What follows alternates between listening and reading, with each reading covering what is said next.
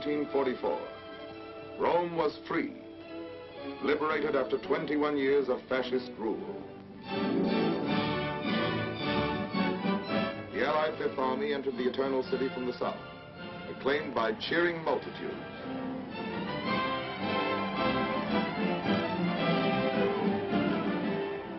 Through the streets where the chariots of the Caesars once rolled, tanks and trucks rumbled past historic landmarks. Colosseum, the Forum, the Victor Emmanuel Memorial, tomb of Italy's unknown soldier, the Piazza Venezia, where Mussolini looked down from his balcony upon the people he had led to sorrow and ruin. The liberation of Rome was part of the all-out offensive in Italy, coordinated with drives upon the Nazi fortress from England and Russia. The Germans were driven from Rome exactly 9 months and a day after the beginning of the Allied campaign in Italy.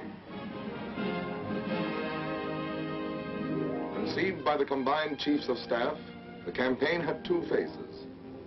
In phase 1, we sought to achieve certain preliminary objectives with a limited amount of troops and equipment. What were the objectives of phase 1? Most important of all was securing complete control of the Mediterranean. Even after clearing the Axis out of North Africa and overrunning Sicily in 38 days, our shipping was still threatened by Axis air attacks from the Italian mainland. Our second objective, to exploit Mussolini's overthrow by knocking Italy out of the war. Our third objective was to capture the main Nazi airfields at Foggia.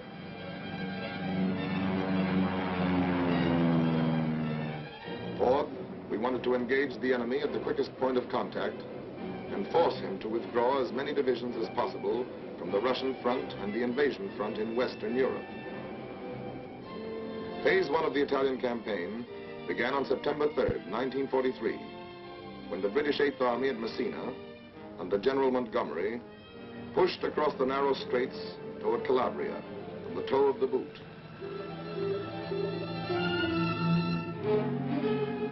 And landed there virtually unopposed. The towns of the toe were swiftly occupied, and the Eighth Army pressed north up the peninsula. By September 8th, we had swiftly accomplished one of our objectives when General Eisenhower announced the capitulation of Italy. The Italian fleet surrendered, and 66 Italian divisions laid down their arms. On September 9th, the Fifth Army, composed of American and British troops under General Mark Clark, headed for Salerno, 28 air miles south of Naples, the furthest point which could be protected by an umbrella of fighter planes from our bases in Sicily. At 5 a.m., the first wave went in.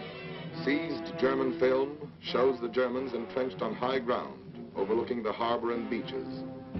They had moved in the day before, determined to prevent our landings. Despite heavy enemy fire, the first wave swarmed ashore with timetable precision. But before we could consolidate our positions, the Germans intensified their attacks.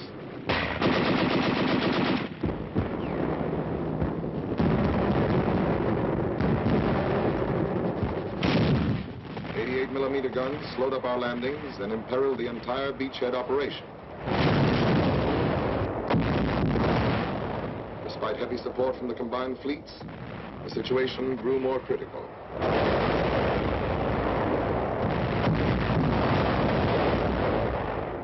The Luftwaffe was thrown into the struggle in great numbers, seriously hampering the landing of additional troops and equipment.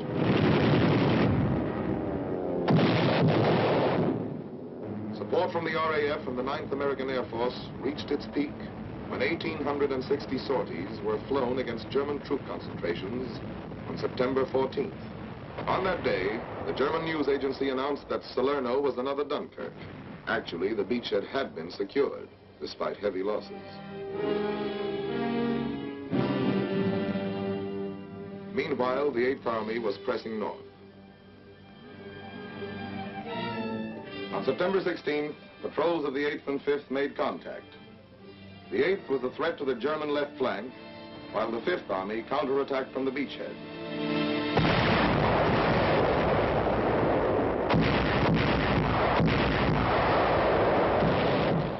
The Germans fell back fighting before the Allied assault.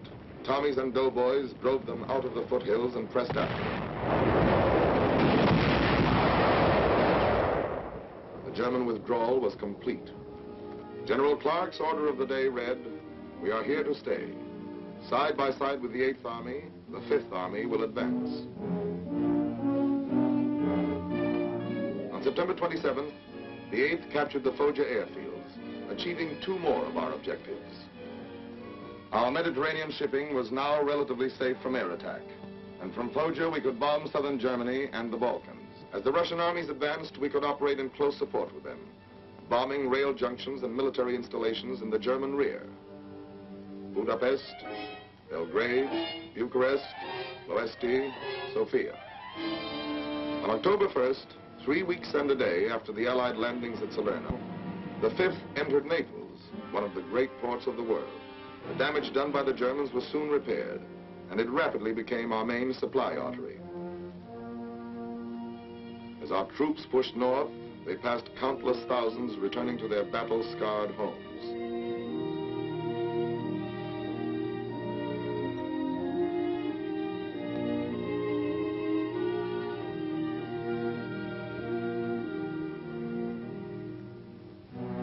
This was once a farmhouse near Francolizi. The farmer had refused to give up his livestock to feed German engineers. He and his family were locked into the house, and a charge of explosives was set off in the cellar. It was a family of 5.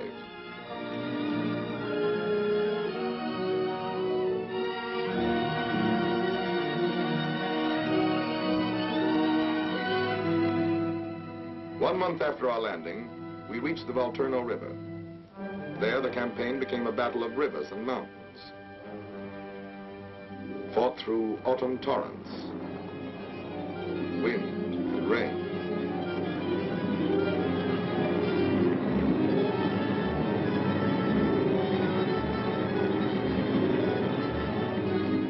Our progress was slow.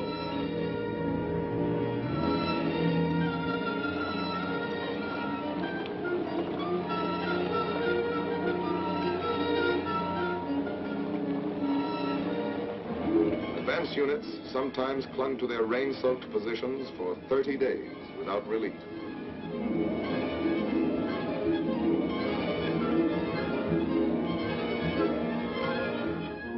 Mud and mire followed the rains as we struggled forward.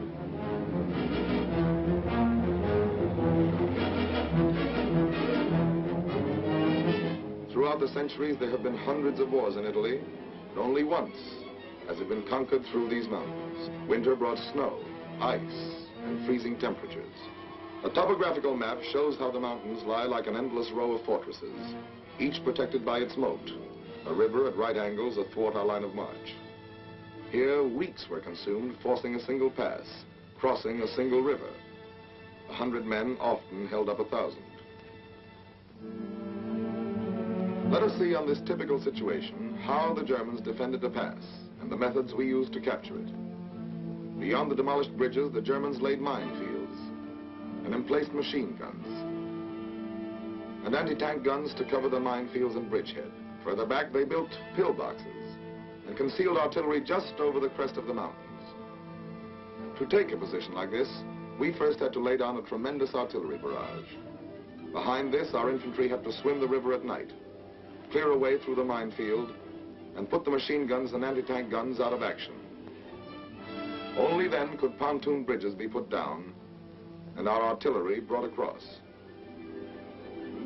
Then, as our guns went to work on the pillboxes and on the enemy artillery in the mountains, the infantry captured the pass by working around the enemy's flank, storming the pillboxes from side and rear, and silencing them with grenades and flamethrowers. Much of the time, the going was too steep for vehicles, and muscle and mule took over.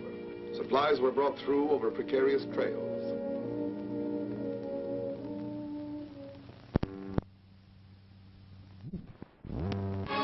In the east, the 8th Army fought its way through the Sangro Valley. Their attack on Ortona was met by determined Nazi resistance. Powered by tanks, the Germans counterattacked desperately. For 18 days, tank battles and hand-to-hand infantry fighting raged through the streets.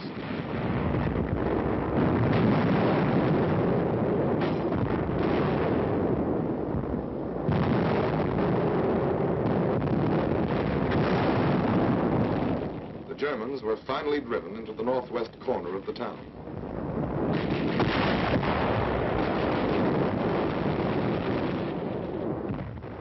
Outfought, exhausted, the enemy pulled out.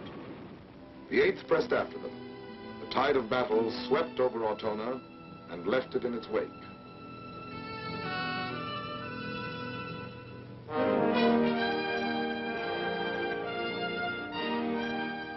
When General Eisenhower visited the Central Front, it was 3 months since we had crossed the Volturno. We had advanced 12 miles in this sector, sometimes at the cost of a man a yard, and were facing Cassino, key to the strong Gustav Line, which the Germans had orders to hold at all costs. Cassino lies on the northern slope of the Liri Valley, through which runs the Via Casilina, Highway number 6. Possession of the valley and the mountains overlooking it from both sides would take us forward to the foot of the last mountains, barring our way to Rome. Our plan was to force the Rapido River both to the north and south of the town. While the southern force maintained pressure, the northern unit was to circle through the mountains behind it, clean the Germans out of their positions there, and storm the town from north and rear. At Hangman's Hill, this unit fought for days. Other vantage points changed hands again and again.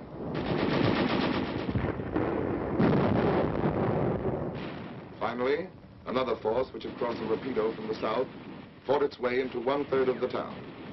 There, superb enemy resistance turned the battle into a stalemate.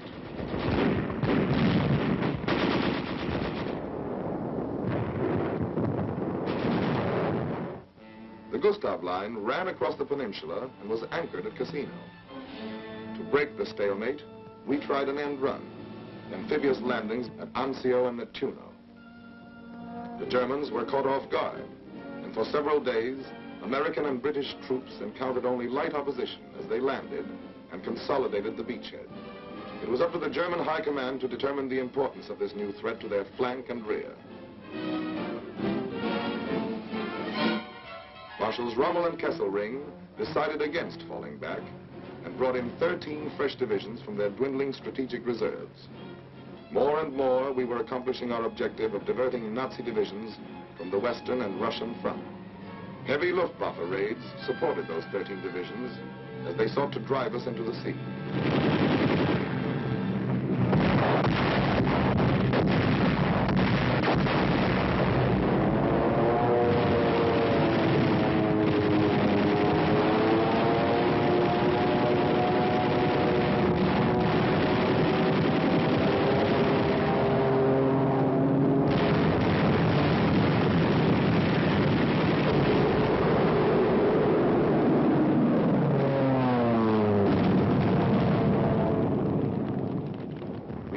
Three powerful German attacks, holding the 100 square miles of beachhead area with innumerable small infantry fights,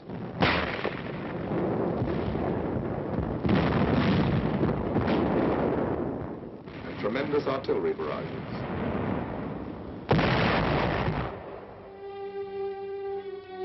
We paid a heavy price to hold the Anzio beachhead in casualties and in men captured by the enemy, shown in these Nazi films.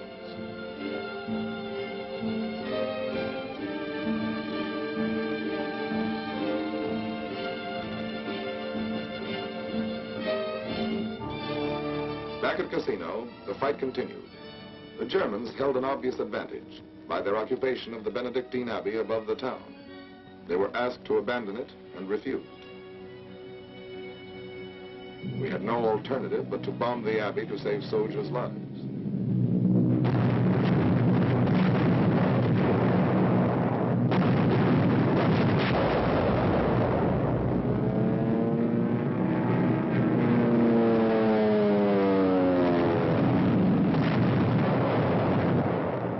One month later, 543 Allied planes tried to blast the enemy out of the town with a load of 1,144 tons of bombs.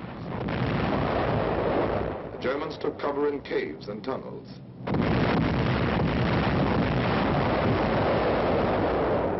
Behind the fighting at Cassino, preparations were underway for phase 2 of the campaign. the all-out assault. Phase 1, the preliminary campaign, was drawing to an end. Reinforcements and great quantities of new equipment were brought in. Our forces were regrouped. British and Polish troops in the Liri Valley, Americans in the west along the Garigliano River, the French Expeditionary Corps in the center. By sunset, May 11th, preparations had been completed. All along the front, the German-dominated heights were under the muzzles of Allied guns. At 11 p.m., they went into action.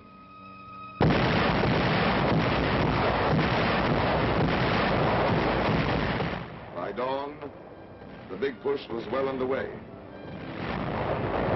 General Alexander, commander of the Allied forces in Italy, told his troops that to them had fallen the honor of striking the first blow in the great final invasion of Fortress Germany.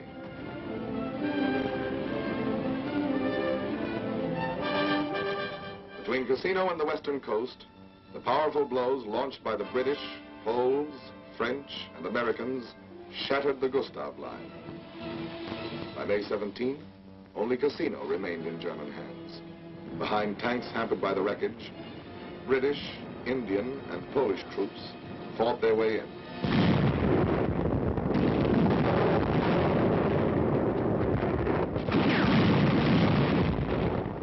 On May 18th, Cassino fell, and the Gustav Line had ceased to exist. Prisoners were brought in on every sector of the front.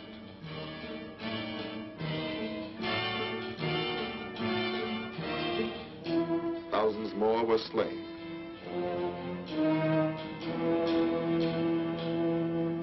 The men who were taken alive were beaten, exhausted, hopeless. The power of our offensive was written in their dazed, haunted faces. But there were still 17 German divisions in Italy that had to be battered to pieces. The Adolf Hitler line swung back like a gate, then crumbled beneath the sledgehammer Allied blows. On May 23rd, the Anzio troops broke out of their beachhead area, and 2 days later the two groups met at Borgo Grappa. After 4 months of anguished fighting, the beachhead forces had accomplished their mission, to threaten the German rear and compel them to fall back. The road to Rome was lined with the wreckage of Nazi legions, blasted by Allied air power as they fled before the reunited Fifth Army.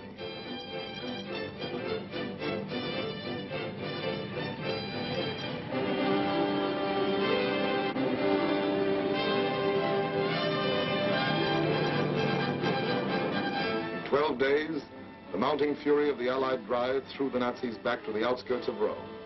Films taken by Italian anti-fascists show the evacuation of Rome, one of the greatest blows of the war to Nazi prestige. The streets were deserted as the Nazis left.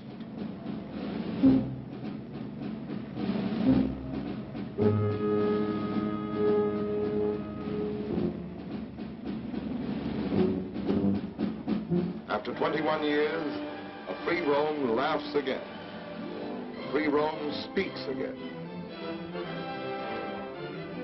A free Rome reads again.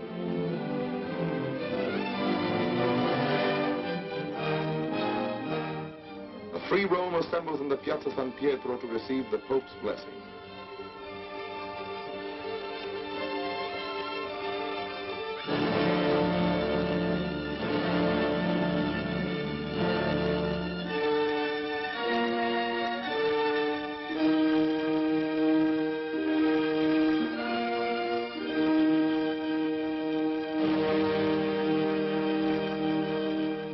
Free Rome prays, remembering the dead.